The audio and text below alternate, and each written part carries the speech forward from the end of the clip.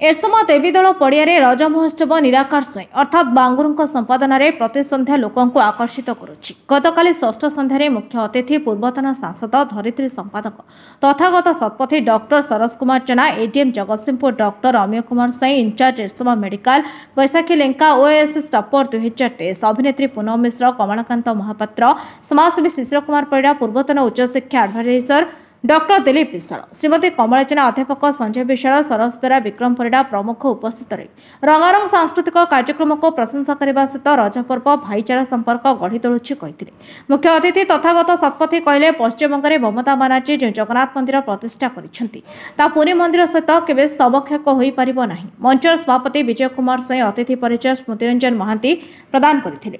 हजार हजार दर्शकों उपस्थित एरसमा गौरव 5 जन को मुख्य अतिथि द्वारा सम्मानित मध्य डॉक्टर सरस कुमार जेना, doctor अमीय Kumar Sai, Baisakhi Lenka, OSS टपर 23, engineer रश्मिरेखा Sharma, गीतकार विक्रम महापात्र, शेष रज कमिटी सभापति समीर मलिक धन्यवाद देते। मंदिर को कॉपी गोटे दारूर गोटे अंग भी पाखे पहुंची से जगन्नाथ मूर्ति होती एवं बहुत तथाकथित ओडिया प्रेमी सब हठात सुजोग देखिक मुंड टेकिकी समालोचना कले। मुझे जेहेतु सब उल्टा कथा भावे मुझे प्रथम थर पर मो जीवन में मु विदेश गली 1982 82 मसीह मु अमेरिका जाइली। न्यूयॉर्क रे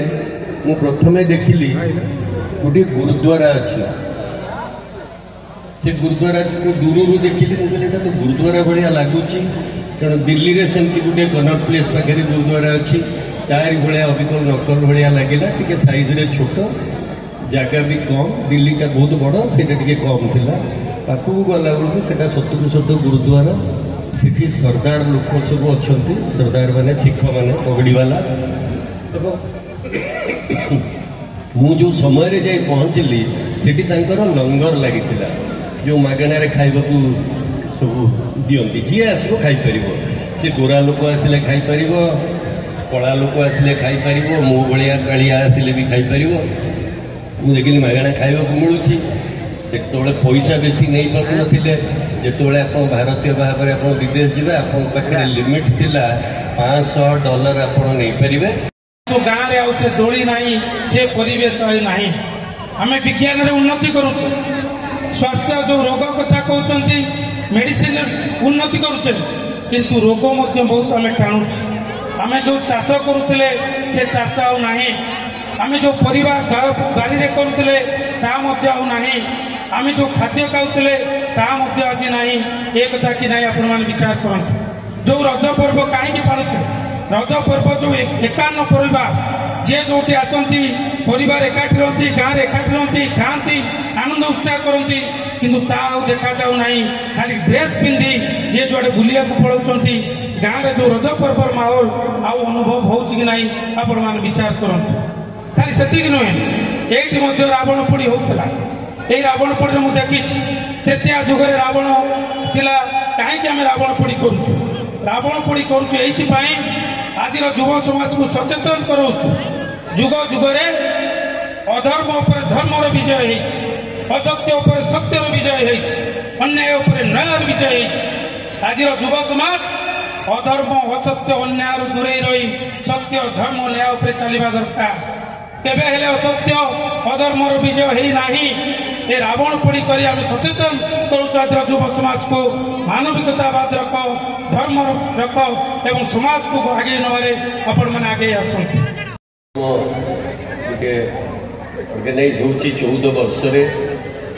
13 वर्ष टीन्स आसे बोली कहती ये टीन्स गोटे वर्ष क्रॉस कलानी आम समस्त भी टे व्यस्त है कारण डेरी है भूक भी है घर को भी फेरवा 3 घंटा लगे घर को फेरवा को आपण मैंने तो पाखे रोचे सर्ट कि पलैबे आम बहुत बाट जीवु शिशुर भी बोधे भुवनेश्वर फेरवे कारण से नेता लोक बहुत परामर्श दवा को हम क्या दल भितर सब से दल पछे जुआड़े टलमल हो किंतु परामर्श देवे बहुत लकी जो झील मैंने जो पुओ मैंने बस मत एक्चुअली लाइट तुम पड़ा कथा मु देखुली जितक स्पॉटलाइट तुम पड़ुला तुम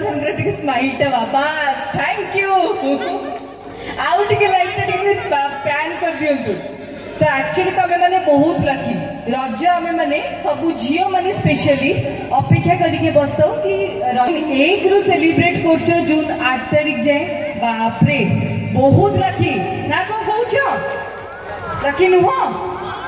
आउ टे जोर से शुणी पारि अच्छा सब ये आसिक शॉपिंग वॉपिंग कले मत कहते भाई ये व्यवसायी मान कहबार अच्छे शॉपिंग कले ये करना जदि मत नहीं कर दियो पूरा यू आम आरंभ करवा आग खाइबा आरंभ करवा शॉपिंग वॉपिंग करके मत नहीं घर को मुझे जी ठीक अच्छे तो तन्मय कुमार सेठी रिपोर्ट नायवती टीवी।